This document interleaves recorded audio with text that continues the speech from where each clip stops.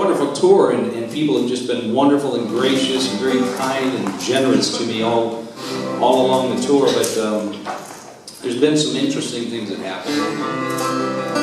In the Czech Republic, they offered to do this twice. Of course, in the Czech Republic, many people understand a certain amount of English and speak a certain amount too, because, you know, just American films and I'm sure British films and music and television, everybody's exposed to it all around the world, but they apologized a lot. You know, they would say, "Oh, my English is so bad," you know, but they really got by pretty well.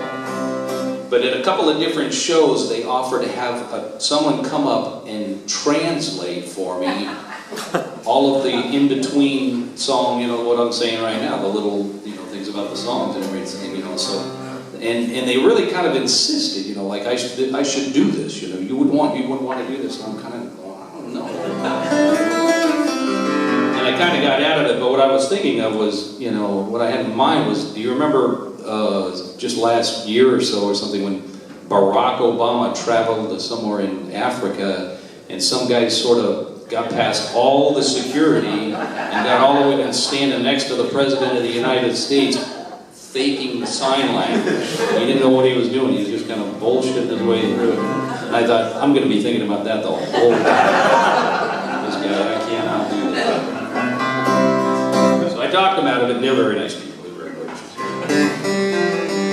I'll do a song that I started writing. I've been riding the trains a lot while I've been here in England. It's been kind of amazing and fun. I've ridden trains everywhere. I rode the train from Munich to Prague, and I rode the train that goes from Oslo to Bergen, high over the mountains, which is kind of amazing, and then all throughout the UK. But besides one minor mishap, trying to travel on a Sunday. They don't tell you about that in the brochure. But this is a song that I started writing on a train trip a few years ago. I was over here and I was riding the train from London to Darlington, and the woman behind me, her cell phone rang and she answered it and she said, "Hello, darling." And it got me thinking, and I put a lot of this song together on the rest of the trip, and then wasn't really getting it completed, and I sent what I had to Peter Davies, who you all know from the Good Intentions, just wonderful songwriter. I love Peter's songwriting, and he finished up what I had pretty quickly and sent it back to me, and it was just lovely what he had written.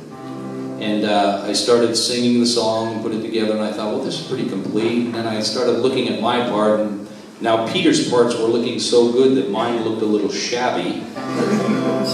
So I went back to work. This is just how songwriting works, and kind of polished mine up a little bit more. And this is called "My Darling Lives in Darlington."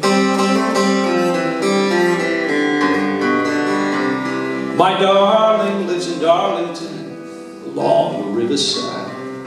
She walks down where the waters flow, deep and swift and wide. There's something in her troubled heart that keeps her far from me, even though she says it by my side is where she longs to be.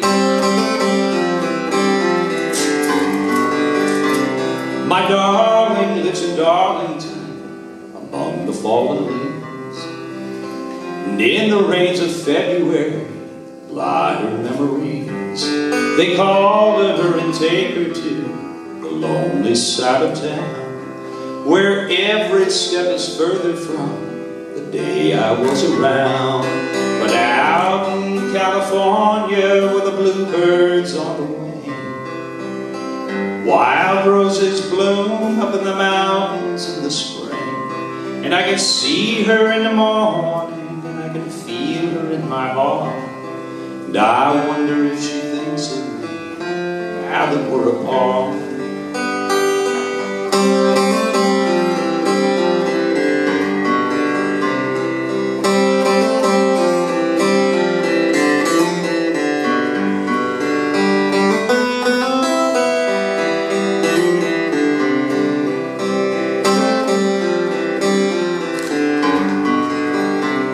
My darling lives in Darlington, and if you see her there, Tell her that I miss her, and tell her that I care. And maybe someday when she finds she needs no longer roam, she'll listen to her aching heart and find her way back home. My darling there in Darlington will find her way back